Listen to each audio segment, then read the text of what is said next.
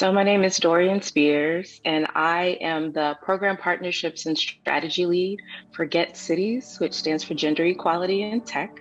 I've been with SecondMuse for about 9 months.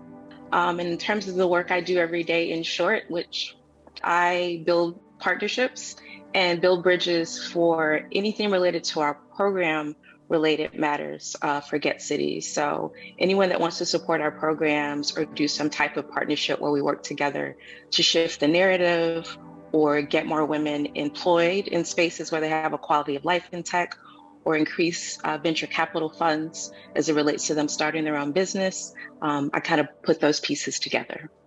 I'm Natalia Arjomond. I'm a director at SecondMuse Capital, and I've been with SecondMuse for a little over 9 years. My role within Capital is specifically focused on our financial design that we provide through the Future Economy Lab, which is what we've been running for the last two years, a process that includes the community in designing financial mechanisms.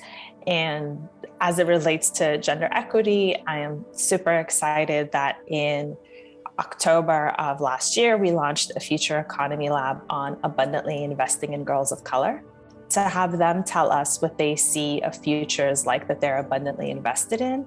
And then we're also working to bring them into the conversations of actually designing the financial mechanisms alongside investors.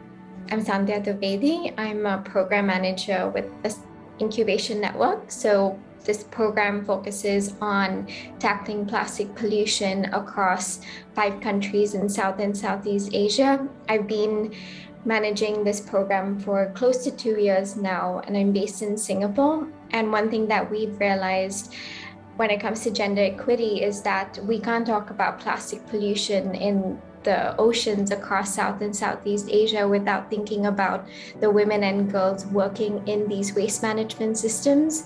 So something that we work closely with women's rights organizations, policymakers and governments across Asia is, are they implementing fair and equitable working conditions and standards and practices for these women and girls who are waste pickers working in this informal ecosystem? And that's really what we focus strongly on when it comes to gender equity in this work.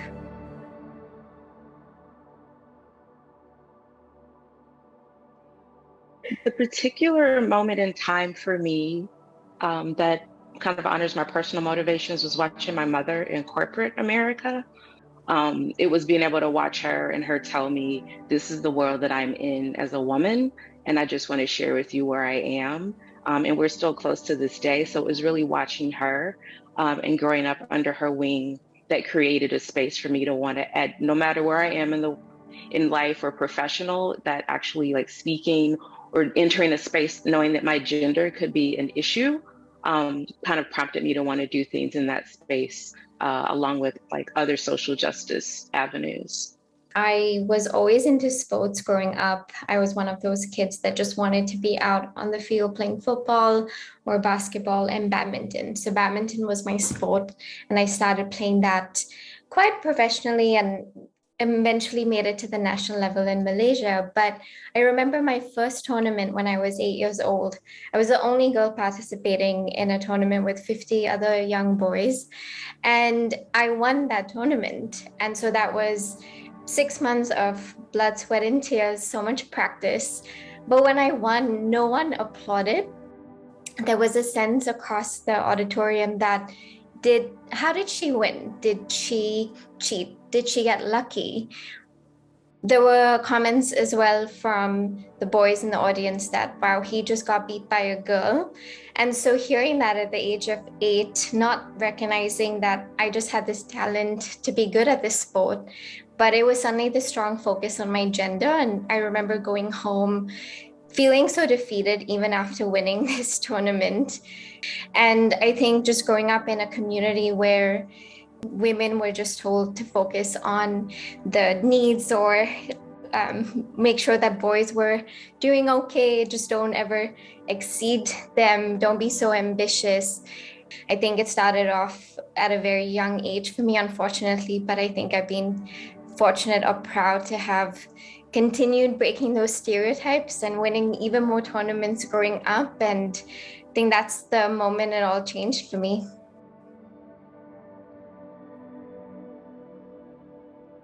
There have been times I've sat in the room and offered a solution and they just stared at me. And it didn't make my answer any less important, but they also just weren't, I guess, maybe in agreement for whatever reason. I can do hard things. We're going to have these hard conversations, but as long as I stay steady in myself and not back down, and be assertive, then that's what's kept me through and allowed me to grow and build and be a stronger professional in just about any setting I've had a chance to experience or the honor of serving in. I started my career in Wall Street, traditionally very male-dominated industry. And I remember very specifically after having a really, really upsetting day with one of my colleagues, I was told that in order for me to succeed, that I needed to toughen up. And that was kind of the environment that was expected there. I was visibly shaken. And so it was really trying to say that the qualities of a female and being vulnerable in the workplace are not accepted. I left my career, went back to grad school, started kind of again, this time in a large consulting company. And one of the partners of the firm, during a lunch that we had with women leaders, she was very open and honest with us and told us that we will likely be the only females in the room with executives.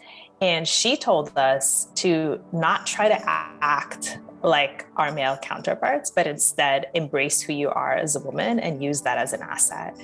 What she told us was, understand who you are, look at your own strengths, and bring that and show up authentically.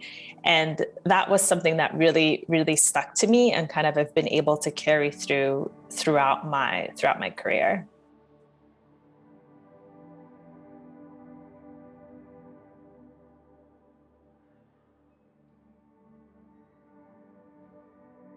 The technology sector is dominated by white men. For us, it's about changing that narrative that women can be the norm and not the exception. And also speaking to the fact that their capabilities, talents, and brilliance they add to the workplace are just as valuable as men. It's really important for us to be in those spaces and just to increase their population, their participation, raising funds for women, particularly on the venture capital side.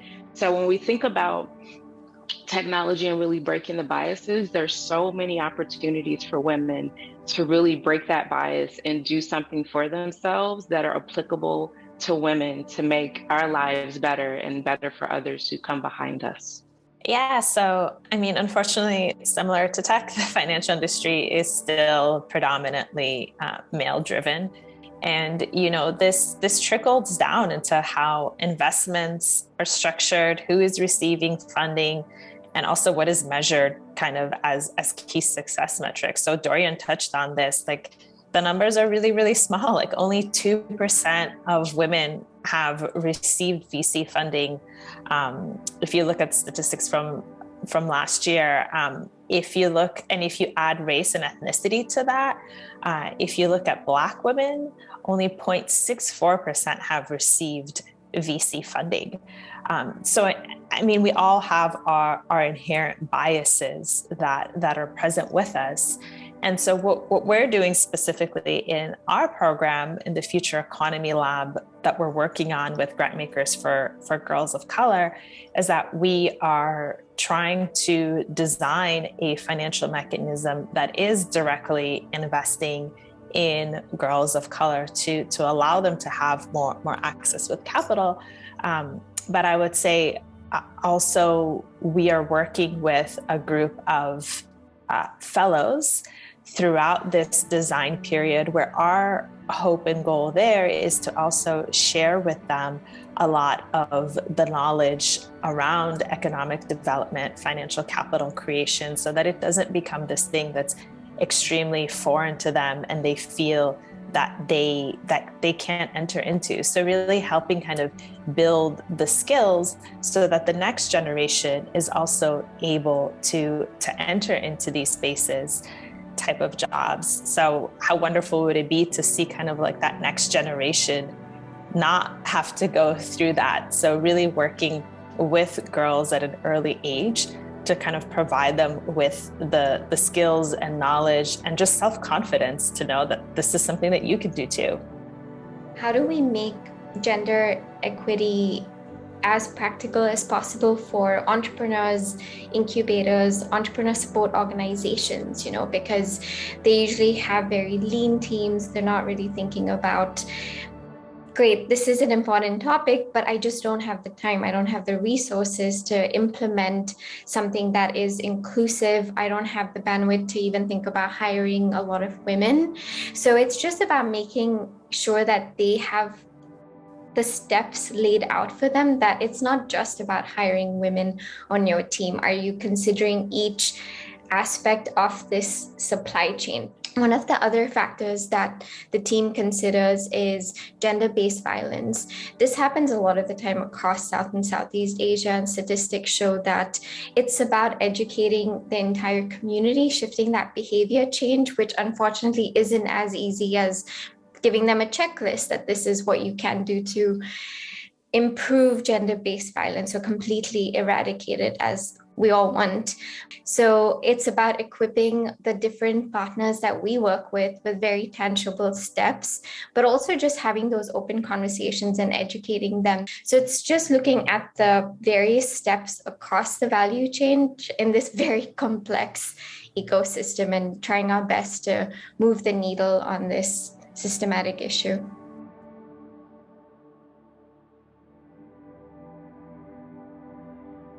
Around just showing up authentically and giving the space for us in the workplace to show up as humans. I mean, women wear a lot of different hats. We're mothers, we're sisters, we're daughters.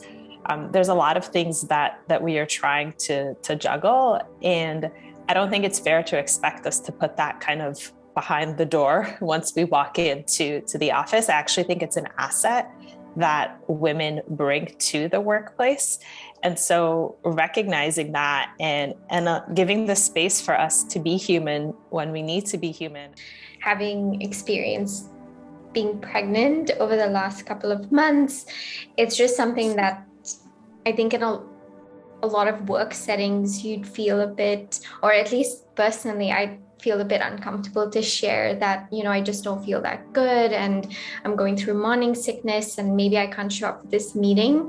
But I think just having a team that's so supportive, that goes out of their way to even just make sure that I have a makeshift stool to keep my legs elevated.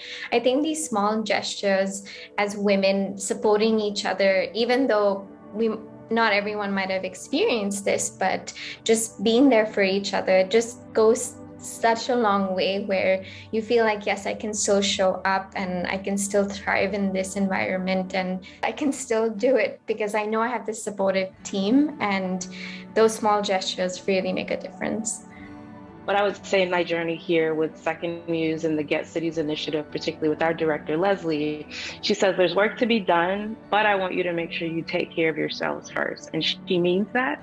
And this is one of the first times I can say that I have the privilege to marry, my passion around, I'm big on self-care and being able to take a break or a step back when the world seems too much.